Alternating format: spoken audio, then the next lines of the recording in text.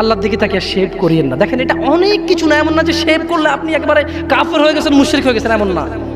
লজ্জা থাকা উচিত। কিভাবে কাটতেছেন ভাই, কিভাবে কেফ? মহিলার ওঠে না, আপনার ওঠে, কেমনে কাটতেছেন ভাই? গলা কেটে দিবেন? কাটবেন না কেন? এটা হারাম। এটা কাটাও তো হারাম। শুকর খাওয়া কি হারাম? এই যুবক তুমি দাঁড়াও, সবাই লক্ষ্য করবেন না, ওরকে কেউ ভিডিও করিও না, পরে লজ্জা পাবে ইন্টারনেট আসলে। তোমাকে এখন শুকরের মাংস দেবো, খাবা? কেন খাবা না? জোরে বলো। আপনি শুকরের মাংস খাবেন? আপনি কুকুরের মাংস খাবেন? কেন খাবেন না? কেন? কেমন হারাম? শুকরের মাংস খাওয়া কি হারাম? এই এখানে তাহলে আমি বলছি না, কেউ কি রাজি হবে তার বোনের সাথে জানা করতে? কেন? কেন? কেন? কেন? তো নামাজ না পড়া কি? শুকরের মাংস খাচ্ছ না হারাম দেখে নামাজ ছেড়ে দিচ্ছ।